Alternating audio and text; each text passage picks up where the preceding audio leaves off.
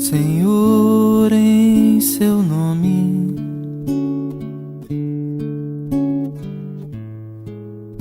Senhor, em seu nome,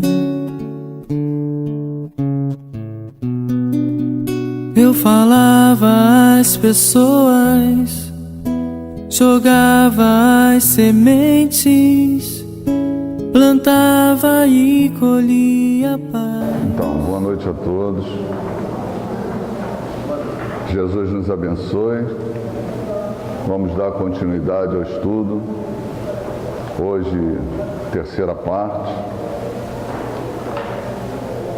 Vamos concluir, na graça de Deus, o trabalho.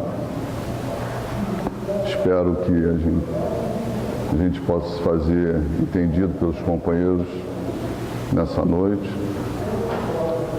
Agradecer a Deus, acima de tudo, pela oportunidade da vida, Jesus pelos ensinamentos, dos bons espíritos, pela orientação que nos concede. Bem, aqueles que estavam aqui na semana passada, alguns eu me lembro, não é? Outros não, porque não deu para fotografar todos, né? Nós deixamos essa passagem, a visão de Cornélio, de Atos 10, 1, 8. A conversão de Cornélio é narrada em 4 etapas em Atos dos Apóstolos. Foi interessante que alguns companheiros foram buscar a leitura, né? Tinha até alguns que ainda não tinham lido Atos dos Apóstolos. Então eu acho que já foi bastante interessante o estudo, não é? Chamar a atenção, acima de tudo, para que nós possamos estudar, né? Então, Atos, no 10, de 1 a 8, que fala da conversão de Cornélio. Cornélio era um gentil, não é? Temente a Deus. Nós já explicamos isso anteriormente. Então, Cornélio era um centurião romano, né? Ele e sua família, porém, eram piedosos e tementes a Deus. Ele era generoso e tinha uma boa reputação perante a comunidade cesareia. A visão de Cornélio foi apenas um prelúdio da conversão, pois terminou com a ordem de buscar Pedro em Jope. Quem deu uma lida e tentou ver qual eram essas 4 etapas? Se olhou, encontrou, quiser falar, o microfone está aberto, tá bom? Ninguém quer se aventurar um pouquinho? Acho que é legal se aventurar, né? Então nós vamos ver a primeira etapa, né? Que nem o companheiro me falou ainda há pouco. Vamos falar, achei 3. Bom, vamos lá, vamos ver. Cornélio, ele tem uma visão, não é?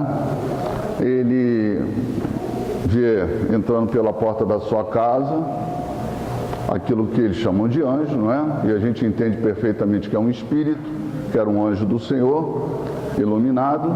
Então a primeira coisa é a referência ao livro dos médiuns, da parte que fala da vidência, correto? Vamos reportar lá. Dos médiuns videntes.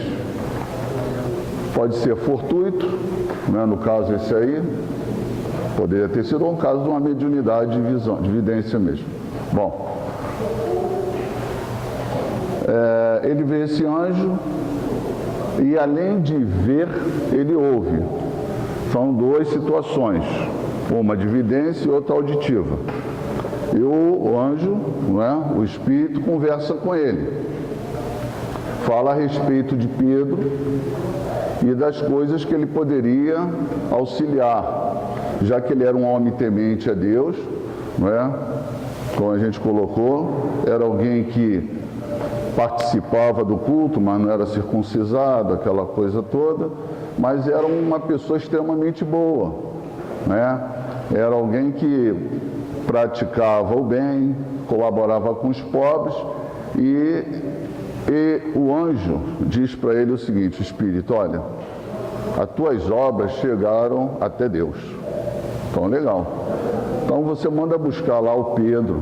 Sabe onde o Pedro está? Isso é coisa de espírito, né? O Pedro, ele não está muito longe daqui, ele está na casa de Simão, que é um camarada que trabalha com couro. O pessoal que trabalhava com couro não era bem visto, mas vai lá e manda buscar ele. Segunda passagem, Pedro está pela hora sexta e vai subir ao terraço da casa do Simão. E nesse momento ele tem uma visão, não é? A gente já ouviu falar várias vezes desse ponto, de que descia um lençol branco, não é? Com os animais, não é? O porco, o cabra, a galinha, etc., aquela coisa toda. E uma voz diz para ele, come. E ele diz o seguinte, Pedro, eu não como coisa impura, correto? Porque determinados tipos de alimentação é impuro para os judeus, e eles levam isso à risca. Então nós vamos observar aí que o relato é que ele já teve um êxtase, né? Vamos lá, teve um êxtase e ele teve ali uma clarividência. Aquilo foi e voltou 3 vezes. Então ele falou, não como coisa impura. E a voz, então, né, diz para ele o seguinte, olha, você, não, em outras palavras, não tem condições de saber o que é puro e o que é impuro. Né? Bom, esse é o segundo momento. O terceiro momento, Pedro vai ser levado pelo pessoal do centurião até a sua casa. Chegando lá, vai acontecer um fato interessante. O que é? Quem quer arriscar? Pode falar. Pode falar. Pode falar. Olha só, aqui normalmente fala assim, é um seminário, mas eu observo sempre que é uma palestra.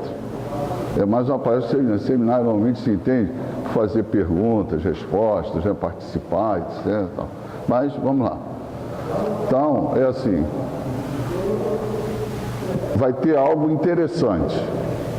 O discurso de Pedro, correto? Marcou aí, era o discurso de Pedro que você ia falar? Vai ter o discurso de Pedro. Quem leu, já estamos matando a segunda, né? E vamos ver se a gente mata agora. Esse negócio aqui é... Vamos lá. Pedro no telhado da casa de Simão, sobreveio um êxtase e ele teve uma... Pedro é semelhante a Atos 2 e 5, apesar de ter mais informações sobre a vida e os ensinamentos de Jesus do que o dirigido aos ouvintes em Jerusalém. Porque aquele camarada ali já era um cara que estava predisposto a ouvir, correto? Então tem uma mudança, quem lê vai observar que tem uma mudança no discurso de Pedro. Lá ele estava chamando a atenção que tinham matado Jesus, etc. Aqui ele já vai falar da boa nova, daquilo que realmente está íncito na prática do Evangelho. Aqui nós temos a conversão de Cornélio, foi um episódio que coroou a missão de Pedro aos judeus. Foi a última barreira para a expansão mundial do Evangelho. Não foi coincidência, nenhum outro líder impunha o mesmo respeito que Pedro. Bom, poderia se perguntar assim, seria ali a quarto item? Não, não é aquela quarta etapa. O que aconteceu? Pedro entra na casa de Cornélio. Dentro da tradição, Pedro não poderia fazer isso. Ele ficou, tipo assim, impuro, correto? Porque ele entrou na casa de um homem impuro. Mas ele vai voltar a Jerusalém e vai explicar os acontecimentos, para que pudesse Cornélio ser aceito no meio, não é? E ele coloca essa frase aqui, em Atos 11:17.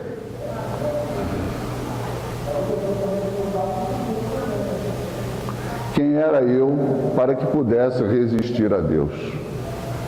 Tá certo? A quarta etapa é quando Pedro volta a Jerusalém e traz a informação para a igreja de Jerusalém da conversão de Cornélio, tá certo? E toda a sua casa. E um fato que é interessantíssimo, que Cornélio não havia sido batizado. E quando Pedro está falando, o que ocorre? Pode falar. É como se fosse o batismo, né? Ele não havia sido batizado, então entendia-se que para receber o Espírito Santo, né, a mediunidade e tal, precisaria estar batizado. Ali vai derrubar completamente isso, porque ele não era batizado, correto? Era um romano, fora dos círculos judeus, e ele primeiro fala em línguas, eles e os da sua casa. Perfeito? Ele não foi sozinho, ele trouxe toda a sua família para ouvir Pedro. Então, todos ouvem, então ele fala em línguas. É como se houvesse, entre aspas, não vamos colocar assim, o Pentecoste dos gentios, tá certo?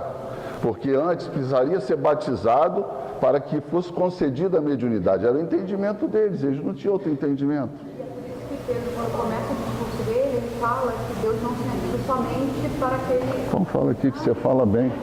Pode falar. É que quando Pedro chega na casa do Cornélio, de volta, né, ele fala que Deus não tinha vindo unicamente, deixa eu pegar a frase. Deus deu essa palavra para a filha de Israel anunciando da boa nova. Aí mais tarde ele vai falar que o Espírito... deixa eu ver só um momento. Ai, gente. Porventura pode-se negar a água do batismo àqueles que receberam o Espírito. Ele quis dizer que ele não tinha vindo só para um povo, tinha vindo para todos. Para todos, é isso aí. Tá show. Deu para entender até aí? Posso ir à frente? Beleza. Então, Atos 11, 19. Depois disso, Pedro fez parte desse trabalho, vai diminuindo a intensidade a respeito de referências a Pedro em Atos dos Apóstolos, né? Mas na verdade já ficou preparado o palco para Paulo de Tarso entrar em ação, para Saulo nesse momento entrar em ação, correto? Foi todo um preparo. Se nós fôssemos desdobrar o estudo de Atos dos Apóstolos, buscando Cornélio, o eunuco, Felipe e etc., nós temos um outro estudo para fazer, que é a parte do conhecimento material. Tá? E a gente vai remontar até chegar lá em Zaqueu, o rapaz que Jesus diz para ele, deixa tudo que tem e me segue. É uma remontagem até a gente chegar praticamente aí. Vai mostrar todo um processo, né, de desprendimento, cada um no seu momento. Né? O rapaz lá falou, não vou agora. O outro já desprendeu um pouquinho e vai assim sucessivamente. É interessante. Então, Atos 11, 19, nós vamos observar agora a igreja de Antioquia na Síria. Essa igreja é onde Paulo usou de base para as suas viagens. Nós agora vamos começar a viajar um pouquinho com Paulo de Tarso, com Saulo, até então, até agora ele não é Saulo, não é Paulo, ele é Saulo, não é chamado de Saulo, e nós vamos ver a dificuldade. O cara para gostar de pedrada, eu nunca vi. Se ler o Atos dos Apóstolos direitinho, você vai ver como o cara gosta de pedrada, meu amigo. E cadeia e pedrada. E outra coisa, expulso das cidades. Toda hora entra numa cidade, o pessoal vai lá e expulsa ele. Não, dá pedrada neles. Pô, jogaram ele de cima do muro.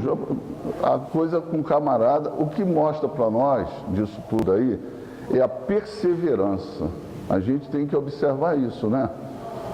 Cara, que perseverança que esse camarada teve. A persistência. Não, eu vou em frente. E ele vai realizar esse trabalho, que a gente vai ver. Então, Antioquia na Síria vai ser a igreja base. Saulo e Barnabé trabalharão 1 ano e meio juntos. Tá? Vai ser escolhido o par, e eles vão trabalhar juntos. Tem uma fome em Jerusalém no reinado de Cláudio. Lucas faz essa referência. Data aí pelo ano 45 depois de Cristo.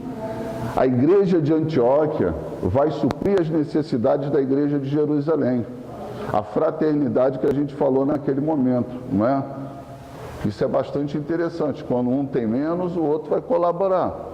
Então, isso é bastante interessante. Eles vão suprir as necessidades de uma fome que bateu em Jerusalém a essa época. A perseguição de Herodes, ela se torna intensa, porque ele queria, ficar bem com os judeus. Tiago, irmão de João, vai ser executado, não é? E eles vão perder Pedro, tá? Pedro também seria executado. Pedro também seria executado. E o que aconteceu? Quando eles prenderam Pedro, eles colocaram ele lado a lado com 2 soldados. Ficou preso pelas correntes, correto? E mais um bocado de um homem lá. O que aconteceu durante a noite? Uma luz penetrou o local, as correntes se partiram, né? E diz para ele: me segue, anda rápido e me segue. Ele passa pela guarda e sai na rua, não é? E ele relata ali que ele, naquele momento, sabia o que estava acontecendo, na verdade. Mas ele vai até a casa de Maria Marcos, que é a mãe de João Marcos, e eles estavam lá em oração, pedindo para que ele pudesse soltar. Quando ele bateu na porta, o pessoal não acreditou, não é? Só a menina que cuidava da casa. Aí ele não acreditou, o cara está solto com aquele soldado todo. Aí ele foi explicar a situação. Mas nós vamos ver aí um outro fenômeno, não é?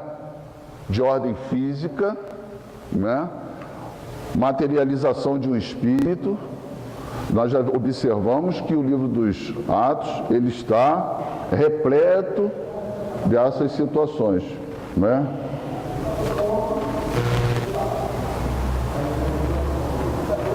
Então vamos lá. Viagem de Paulo pela Ásia Menor. Então nós temos ali Paulo e Barnabé, tá certo? A gente colocou aquela imagem ali só para a gente ter ideia. Foram abrir estradas novas, novos caminhos para a pregação da Boa Nova. Então nós colocamos ali uma ponte de madeira, uma cachoeira, adentrando para aquela mata, só para representar a dificuldade para a gente gravar mentalmente, não é? Cidade de Antioquia é a cidade onde eles têm por... E ali eles foram estreitando e criando laços de amizade, não é? Isso foi bastante importante para o momento do Evangelho. Então vamos à primeira viagem de Paulo. Eles vão sair da base de Antioquia, aquele pontinho lá, vão chegar até Listra. Em Listra eles vão conhecer um camarada chamado Timóteo, que vai ser um grande trabalhador, correto? Eles vão buscar circuncisar o nosso companheiro, não é?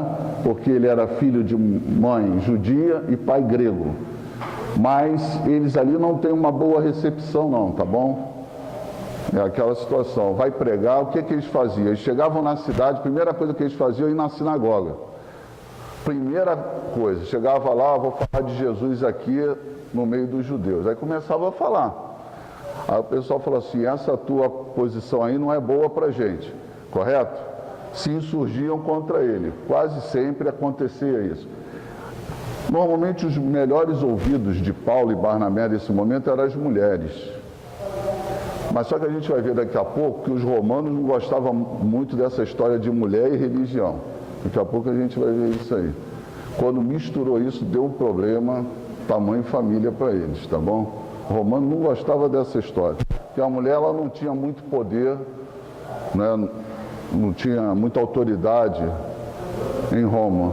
Mas quando elas estavam envolvidas com a religião, a coisa ficava diferente. Ampliava o campo delas, né? Então a gente vai ver isso aí. Então ele sai de Antioquia, vai passar por Perge, Listra, vai conhecer Timóteo, não é? Vai falar com Timóteo, e depois vai até Icônio, Derbe, e volta. É uma viagem curtinha, basicamente ali na Palestina, não é? Aquela ali é Antioquia, aquela lá de cima é Antioquia de Psídia. A gente vai ver isso aí. Ali vai acontecer um fato muito interessante. Pedro vai se deparar com o procônsul Sérgio Paulo. Já ouviram falar desse camarada? Quem leu Paulo Estevão? Tá bom. Então, tem um camarada lá que se chama Sérgio Paulo, é o procônsul, né, que tem lá um relato procônsul. Quem socorreu esse procônsul? Gesiel. Era o Gesiel, né? Aí depois que ele foi lá, sarou as feridas dele, aí o procônsul Sérgio Paulo falou para ele o que? Olha, vou te deixar numa ilha aqui, mas tu muda teu nome, meu amigo.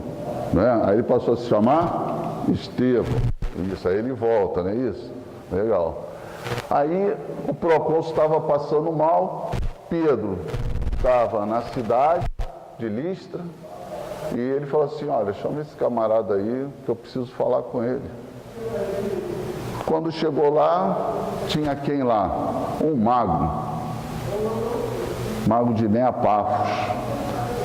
Aí ele começou a criar problema com Pedro, melhor dizendo, desculpa, com Paulo, né?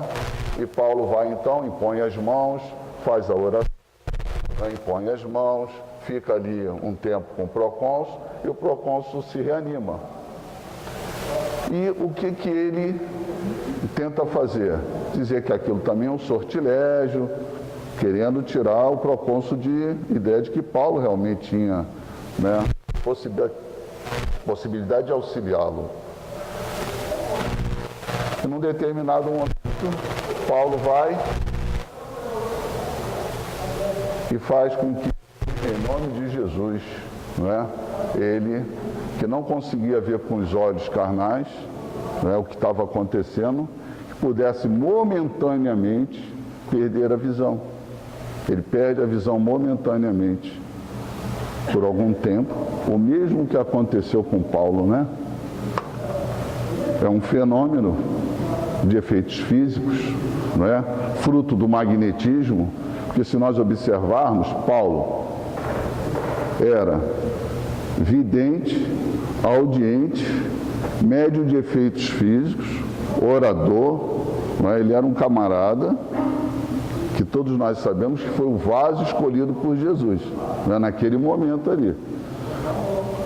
Isso vai dar condição a Paulo de estar em pé de igualdade com Pedro, porque Pedro também auxiliou bastante no socorro aí, enfermo. Até aqui Lucas só se referia a Paulo pelo seu nome hebraico. De agora em diante, que Paulo vai se aproximar do Império Romano, Lucas troca o nome. Atos 13, 4, 12. Então, o que vai acontecer agora é um fato interessante. Nesse ponto, João Marcos abandona Paulo para voltar a Jerusalém. É na cidade de Perge, na Panfilha, na atual Turquia. Eles estavam em trabalho missionário, não é? E naquele mapa que nós vimos a cidade de Perge. O que aconteceu ali? Houve uma desavença entre João Marcos e Paulo de Tarso. Essa desavença, ela foi um pouco séria, por algum motivo. Ou não entendendo de levar isso aos gentios, a mensagem aos gentios, ou porque poderia querer chefiar a missão, enfim, existem muitas possibilidades, vários pesquisadores se debruçaram sobre isso. Mas eles têm ali uma rusga, e eles se separam, não é? Para a gente ver que até esses camaradas aí que eram, ó, pedra 90, né? Tinha lá suas rusgas, que dirá a gente, né? Eu não sei o que late na nossa pedra, né? Alguém sabe aí? Eu não sei, né? Então, eles tinham lá suas rusgas. Então, ele abandona a missão e volta. E Paulo segue com Barnabé. Aí eu pergunto a vocês, será que eles se reconciliaram? Imagina um cristão sem se reconciliar com o outro. O que o nosso amigo Jesus falou? Meu amigo, olha só, se reconcilia com o outro enquanto tu está no caminho, não foi isso? É isso? A gente já compreendeu isso, não já? Todo mundo já compreendeu? Então tá bom. Pode não ter praticado, pode não ter feito, mas já... Então, legal. Aí, eles se desentenderam. Será que eles se reconciliaram? O que vocês acham? Acha? Em Atos dos Apóstolos, vocês não vão encontrar essa informação. Eles se reconciliaram. Tá? Vocês vão encontrar nas cartas de Paulo, em Colossenses 4:10, Filemão 24 e a 2 Timóteo 4:11. No livro de Atos não tem essa informação, só nas cartas de Paulo, que está a reconciliação deles. Tá bom? Chega lá depois, dá uma olhada, posso ter errado também, né? Discurso missionário, quer que volte? Pronto. Foi? Discursos missionários de Paulo. Nós tínhamos falado que em Atos dos Apóstolos, quando nós apresentamos a estrutura do livro na primeira semana, nós tínhamos 10 discursos principais, ou 10 sermões, não importa. E 6 desses discursos eram de Paulo de Tarso. Nós tínhamos 3 de Pedro e 1 de Estevão. Então nós temos os discursos missionários de Paulo. Em Atos 13, 16, 41, judeus na sinagoga de Antioquia de Pisídia. Depois nós vamos ter Atos 17, 22, gregos e pagãos no aerópago de Atenas. Isso aqui já é na outra viagem de Paulo, tá? Por enquanto nós estamos aqui. Nas outras duas nós vamos ter esses dois aqui, ó. Atos 17, gregos e pagãos no aerópago de Atenas. E vai ser interessante que o discurso de Paulo aqui vai ser totalmente diferente. Ele começava, por exemplo, só falando das tradições do povo hebreu e tal, de Moisés, aquela coisa toda. Quando chegar aqui, ele vai mudar o discurso. Paulo aqui vai começar a falar de filosofia para conversar com o povo lá de Atenas, né? Copiaram? Então, agora nós estamos em Antioquia de Pisídia, o discurso de Paulo, como a gente colocou ali atrás. Ali, ó, judeus na sinagoga de Antioquia de Pisídia. Aí nós vamos lá em cima, Antioquia de Pisídia está lá em cima, não é? Quais seriam os pontos centrais desse discurso de Paulo? Primeiro, evangelizar os judeus. Segundo, os gentios. Quem quer arriscar o terceiro? Pode arriscar, não pode? Primeiro, evangelizar os judeus. Não é isso que é o que ele sempre procurava. Pedro, Paulo, tal. Depois, os gentios. E terceiro, como é que vai evangelizar alguém se não tem ninguém preparado para evangelizar? Né? Eles iam nas cidades, iam fundando igrejas, não é isso? E ali eles falavam da mensagem, depois eles repassavam. Nesse momento aqui, eles tiveram formação de líderes cristãos, não é? Os evangelizadores, porque os camaradas estavam lá embaixo em Antioquia, eles foram levar até Atenas, que nós vamos ver daqui a pouco, na Grécia. Como é que faz? Tem que ter pessoas capacitadas para isso. E eles aproveitaram o quê? Muitos companheiros judeus que migraram para esses lugares, não é? Que já tinham conhecimento do Deus único, porque eles foram para terras pagãs na Grécia, não é? Na cidade de Corinto, aquela coisa toda, até Roma. Então eles utilizavam todos aqueles que tinham migrado que era um material humano muito mais fácil de trabalhar. Por isso, eles tentavam evangelizar primeiro os judeus, era muito mais fácil do que o gentil que não sabia de nada, não é? E muitos até cultuando vários deuses, aquela coisa. Vamos trazer agora para a doutrina espírita. A importância da evangelização, né? Não só dos homens antigos, né? Dos de média idade, mas também das crianças, né? E aqueles que vierem de fora também poderão ser evangelizados com pessoas devidamente capacitadas para fazer isso aí. É o que se procura fazer, pelo menos é o que a gente tem de referência aqui na casa, colocando cursos, não é? Estudo sistematizado, como o Juarez sempre fala aí, que é importante, que é a coluna central da casa. Então, isso é bastante interessante. Vamos ver. As mulheres e os principais da cidade. Nessa cidade de Psídia, Antioquia de Psídia, vai ocorrer um fato sério, porque eles vão ser apedrejados mesmo, né? Vão ser lançados até fora, e pensava até que o Paulo tinha morrido, né? O cara ficou mal mesmo. E as mulheres e os principais da cidade tiveram uma ação assim muito grande nisso. Por quê? Os judeus ficaram curiosos deles pregarem lá na sinagoga, correto?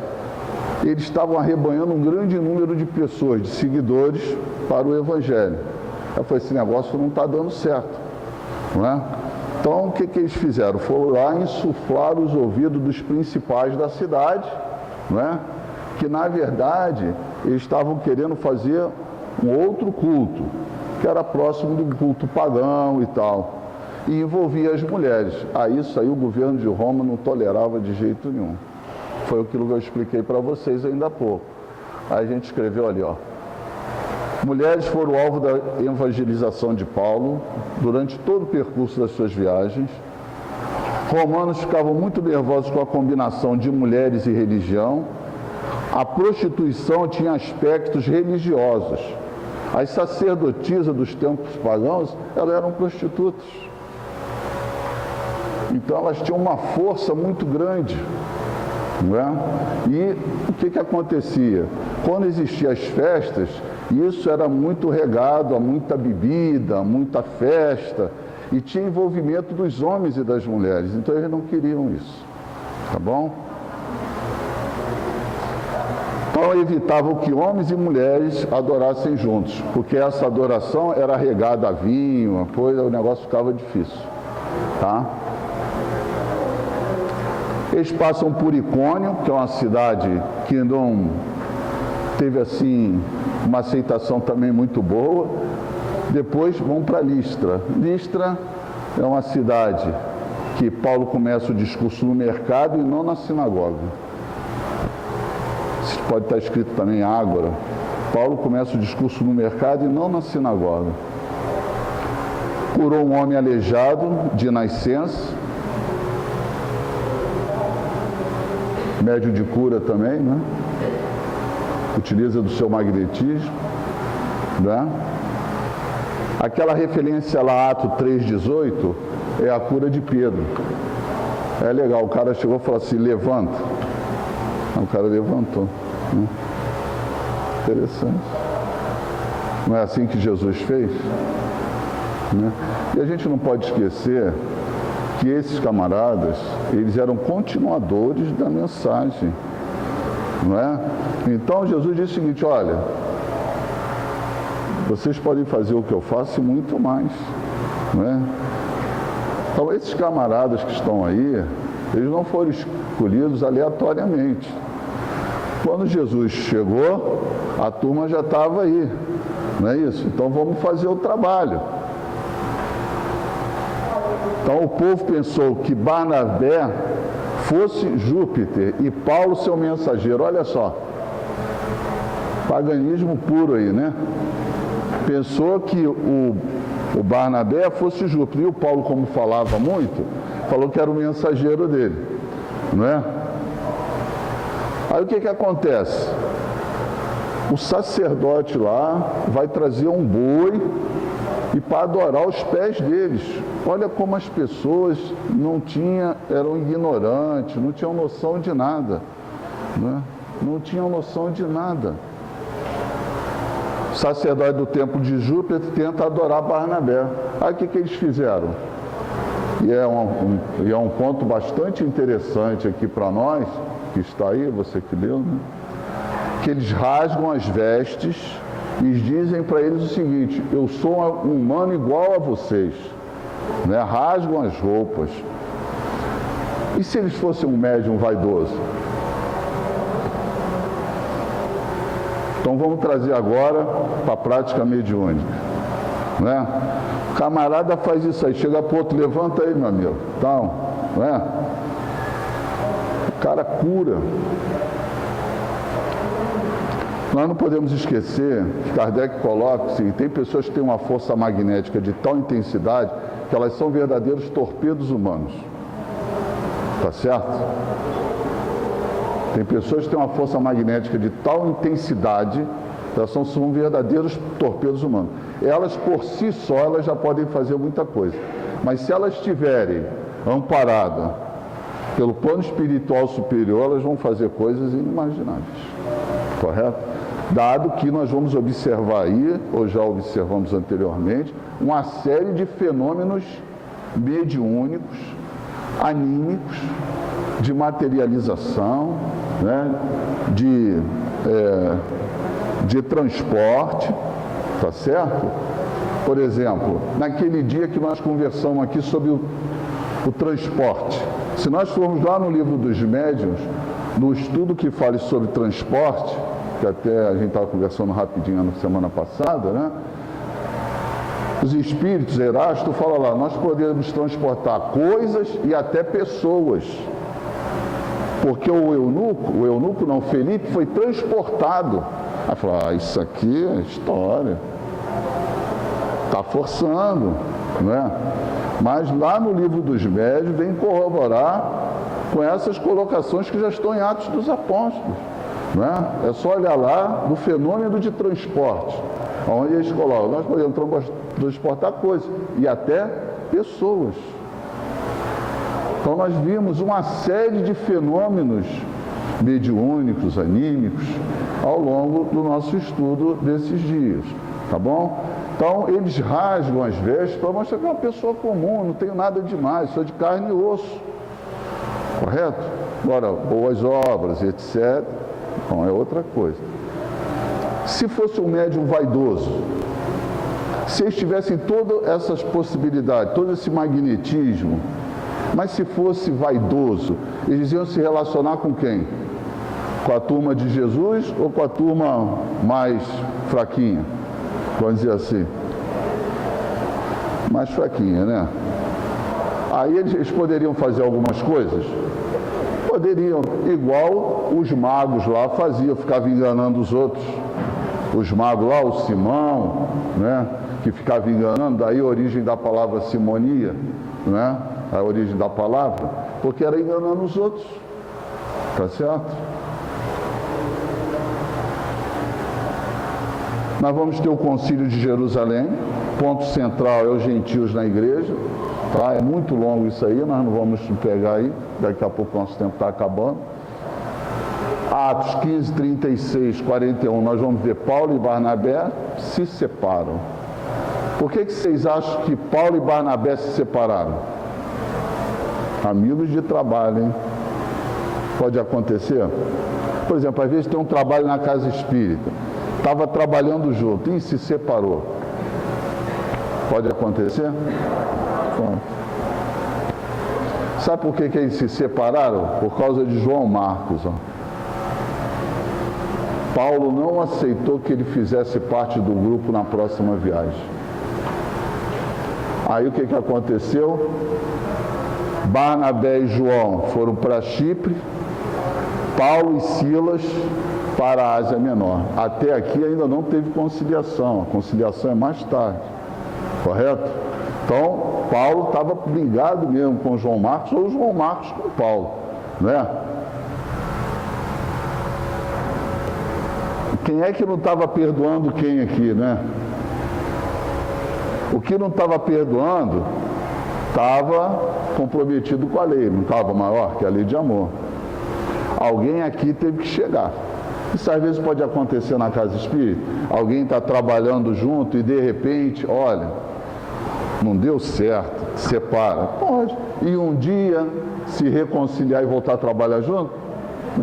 Então tá bom. Não é o nosso caso, né? Tá bom.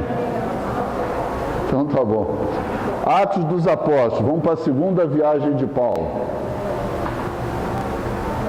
Olha só, ele vai sair de Antioquia. O cara andou pra caramba, hein? Tá? Ele vai para Filipos, Tessalônica de Bereia, Atenas, Corinto, a volta para Antioquia e Éfeso. De Éfeso ele vai vir para Jerusalém. Tá bom? Essa distância aí era grande, tá?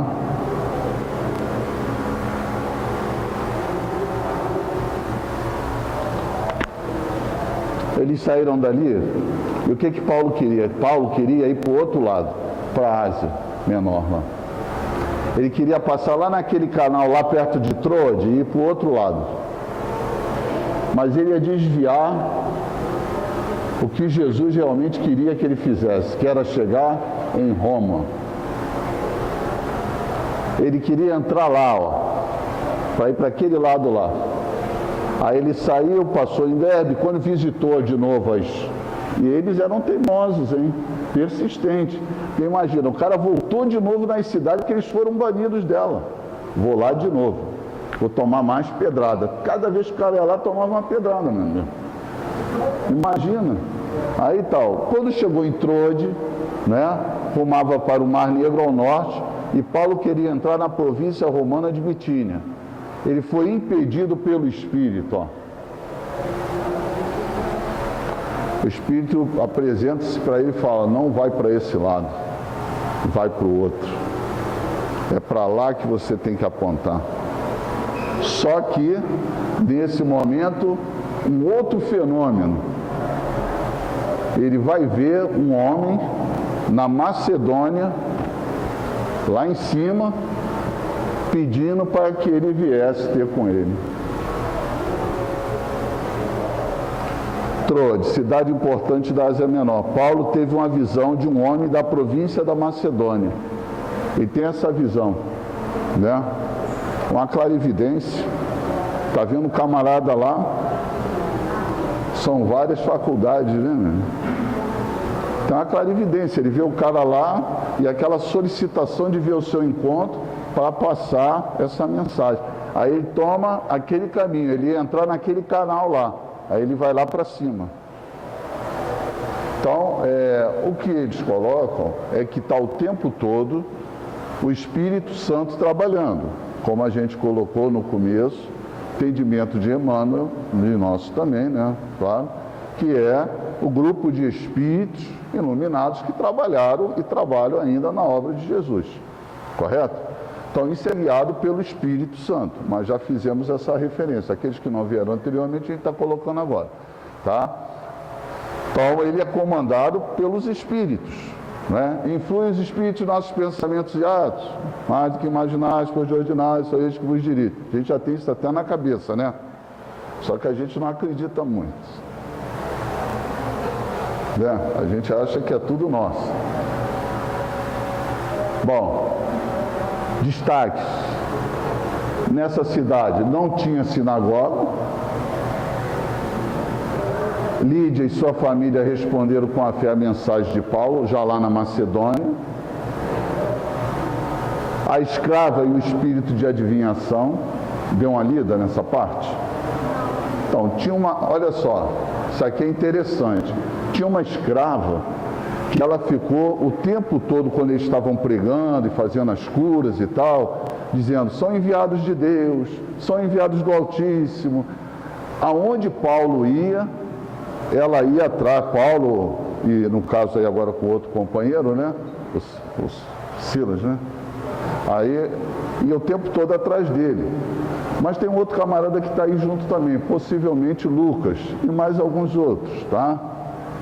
Em determinado momento nós vamos observar lá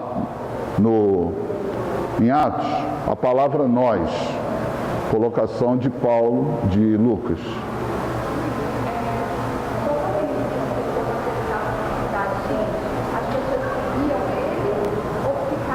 Alguns seguiam, outros não. A maior parte ficava na cidade. Sim, os evangelizadores locais, para poder passar a mensagem. Então, a escrava e o espírito de adivinhação é o seguinte: aonde eles iam, ela ia elogiando eles, né? Trabalhadores do Altíssimo, né? E tal, aquela coisa toda. Aí o Paulo uma hora parou, olhou, ele já sabia o que era, né? O que vocês acham que era? Alguém vai tentar bailar dele. Vocês acham que era um espírito, não acha? Essa menina, ela era uma médium, não era? Era uma médium. Mas tem sempre gente querendo atrapalhar um trabalho bom. Tem um monte, né? Aí o que acontece? Ela ia o tempo todo querendo mexer com o quê? De novo, a vaidade. Que a vaidade é bom para derrubar médium, né? Melhor coisa do mundo, né? Então ela ia o tempo todo atrás deles. Trabalhadores do Altíssimo e tal. Aí o Paulo falou assim: eu não aguento mais isso. Mais de 15 dias ela atrás dele falou assim: ó, aí é aquilo, né? Ele vira e fala: sai dela. O que aconteceu naquele momento? O espírito saiu, ela era utilizada pelos seus donos para ganhar dinheiro, ó. Ela ganhava dinheiro, eles ganhavam dinheiro. E o que aconteceu? Houve uma perda e suspensão da mediunidade. Naquele momento, utilizava de forma inadequada. Livro dos Médiuns. Pode haver perda e suspensão da mediunidade? Pode. Né? Então ela teve perda e suspensão da mediunidade. Ou suspensão para ela avaliar, não sabemos. Mas quem estava ali era um espírito completamente contrário à proposta do Evangelho. O carcereiro e sua família engrossa a fila da igreja. Paulo e Silas estavam presos e houve um fenômeno retumbante. Tá bom? Um outro fenômeno de efeito físico aconteceu aqui. Tá certo? Houve um terremoto, uma mexida lá nas coisas e a cela se abriu. Quando Paulo vê, o carcereiro estava querendo se matar, porque qualquer carcereiro que deixasse aquela época o prisioneiro fugir, morria, era morto, certo? Então ele falou: eu já vou me matar logo. Aí o que aconteceu? Ele vai, o Paulo diz para ele: fica tranquilo, leva eles comem lá na casa de Paulo, da casa do carcereiro, o Paulo e Silas. Ele volta com ele de novo para o cárcere lá, de manhã vão lá e soltam eles, porque não tinham nada contra ele. Igreja de muita importância nos trabalhos de Paulo e sofreram acusações sérias, acusados de rebelião. Mas eles se defenderam, observaram que não era nada daquilo, precisava de uma explicação. Desde o momento que Paulo deu a explicação, eles liberaram ele. Tessalônica e Bereia. Retoma o modelo missionário estabelecido na primeira viagem, que é primeiro ir nas sinagogas, correto? E não aos mercados, na ágora. Desperta o interesse de judeus e gentios em Tessalônica e Bereia. Foram acusados de subversão, mas foram soltos em vez de presos. E aqui quebraram o galho deles. Falaram assim: ó, sai da cidade, cara. Aqui não jogaram pedra neles, não. Falaram: sai da cidade, tá bom? Aspecto interessante: os homens gregos creram, não só as mulheres. É um ponto interessante desse capítulo. Paulo foi forçado a sair da cidade, pois os judeus de Tessalônica o perseguiram, né? Eles não tacaram pedra, aquela coisa toda, ajudaram ele aqui, eu acho, né? Aí o que ele fala? O seguinte: olha, eu vou deixar vocês aqui, Timóteo e Silas, para trás, e foi para Atenas. Depois tu se encontra lá comigo, correto? Aí o que Paulo fez quando chegou em Atenas? Ficou esperando eles? Não. Aí o cara já foi trabalhar, o cara era mão. Atenas era um centro de estudo e filosofia, não cuidavam senão dizer e ouvir as últimas novidades. É o que relata lá Lucas. Paulo, enquanto espera Silas e Timóteo, debate na sinagoga e no mercado. O discurso de Paulo é uma obra-prima de retórica helenista. Aqueles que são estudiosos, né, de Paulo, chama atenção para esse discurso de Paulo, que é uma obra-prima de retórica helenista.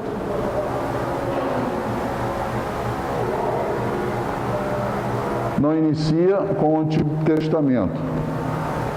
Seu ponto de partida foi a filosofia e a literatura grega. Ou seja, o cara é altamente culto, não é? Falava hebraico, aramaico, grego, não é? Ele não tinha dificuldade nenhuma, correto? Então, lá nos discursos de Paulo, que aqui é um discurso dele, tá? Que a gente colocou lá de Atenas, se não me engano é o 17 isso. Ele não inicia com o Antigo Testamento, falando de Moisés e tal, aquela coisa toda. Ele foi no ponto central que os caras gostavam, que era filosofia e literatura. Pô, eu vou ficar aqui batendo numa coisa que eles não vão me dar ouvido? Falar de Moisés, o que é esse cara, meu? Pô, estou longe desse camarada, entendeu? Eu gosto disso aqui, ó, filosofia e literatura. Tu sabe alguma coisa? Eu sei, então eu vou te dar ouvido.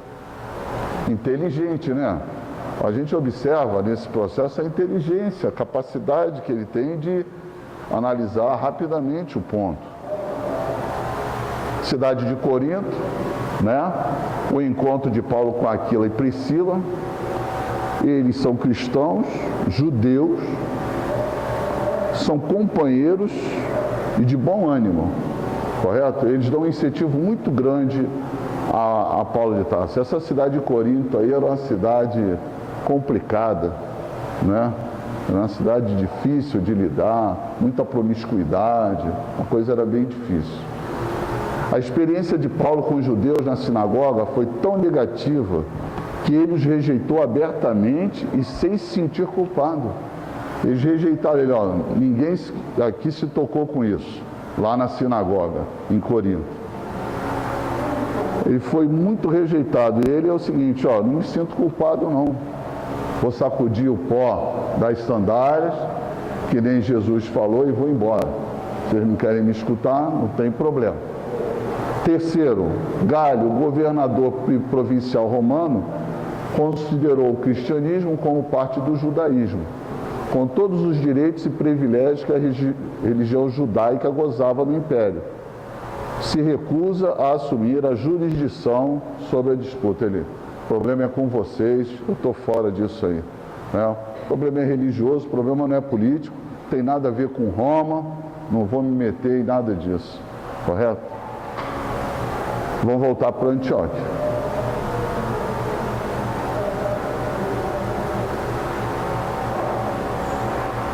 Então agora nós vamos na terceira viagem, eu posso usar 10 minutos para encerrar?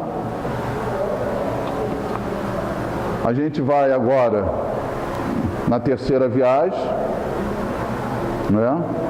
Ele vai fazer todo esse percurso aqui, visitar de novo as cidades, não é? Nessas cidades, quando ele passa, depois nós vamos ter as cartas de Paulo aí, né? É onde ele vai escrever as cartas, depois se foi, se não foi, nós vamos ver, né, para frente. Então esse mapa aqui é da terceira viagem de Paulo. Vocês fotografem aí na mente, eu vou passar à frente.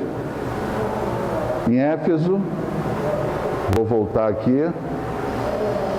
Olha lá, Éfeso. Né? Vamos observar a confirmação de todos os discípulos, a chegada de Apolo vindo de Alexandria, que foram instruídos por Áquila e Priscila, não é? Ele tinha boa facilidade de falar, tinha um conhecimento bastante vasto. Paulo tinha, sim, ele em boa conta. O trabalho de Paulo vai durar 3 anos agora em Éfeso, ele vai permanecer ali durante 3 anos.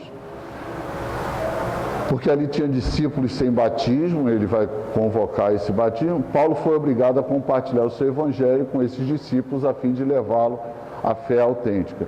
E aqui vai ter um fato interessante nesse capítulo. A família de exorcistas judeus, né?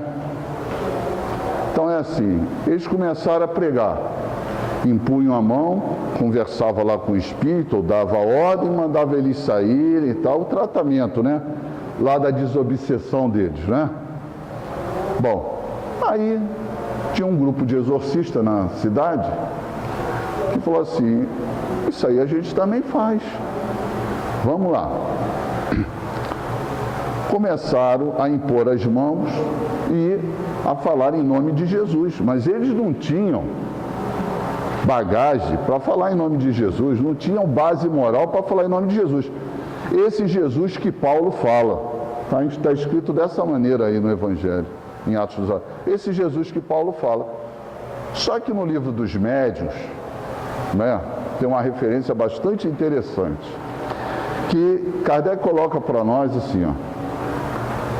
Vocês lidarem com espíritos brincalhões, levianos, é uma coisa. Agora, cuidado para não topar com um mau espírito, porque não vai ser fácil vocês se desembaraçar dele. Correto? Então, tudo bem. Enquanto eram espíritos brincalhões e tal, eles foram. Só que um dia essa família, e eles estavam juntos, né, a família e tal, eles toparam com um mau espírito. E o que aconteceu? Ele partiu para cima dele, né? Rasgou-os todo e botou a família toda para correr. Incorporado, né? Como a gente entende perfeitamente, preciso explicar, né? A médium lá deu passividade. E o que esse espírito fez? Se machucou todo, machucou o médium todo e correu atrás dos familiares, meu amigo. Para você ver, possivelmente eles usavam ele ali nos pedidos dele estranho, né? Naquele dia a coisa foi estranha. Então eles não se desembaraçaram facilmente, está aí relatado. É bastante interessante, não é? Quando a gente for passar o livro, o estudo do livro dos médiuns, a gente pode pegar esses exemplos aí, né? Exorcista judeu. O espírito mal replicou-lhes. Olha só, isso aqui é muito forte, não é? A Jesus eu conheço. E Paulo sei quem é. Vocês, vou botar vocês para correr, meu amigo. Vocês não têm base moral para nada, correto? Jesus e Paulo eu sei quem é. Agora vocês, botou isso todo para correr, ainda deu neles. Então nós temos aqui um giro pela Grécia, não é? Já estamos no 20. Discurso de defesa de Paulo, é o outro discurso de Paulo, a multidão no templo de Jerusalém. Depois ele vai ao governador romano Félix e o rei judeu Agripa. Esses aí são os 3 discursos de defesa de Paulo, tá bom? Eu vou encerrar por aqui, tá?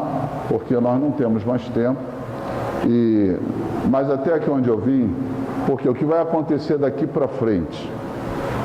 Paulo vai ser enviado a Cesareia e ele vai pedir para que seja levado até o imperador, correto?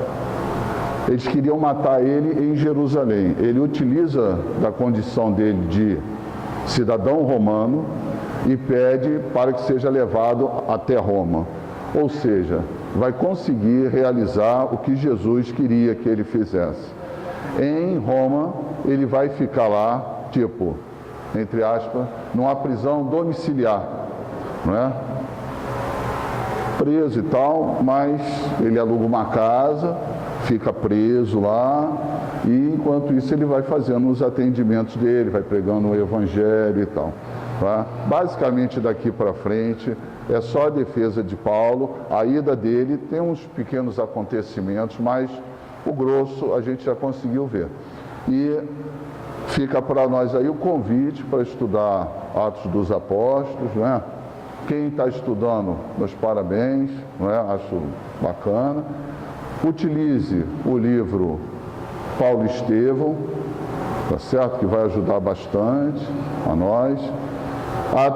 Vida e Atos dos Apóstolos, Caibar Schutel, não é? Tem outros materiais para serem, alguns dicionários, aí é pesquisa de cada um, né? Internet, aí vamos avaliar o que serve e o que não serve.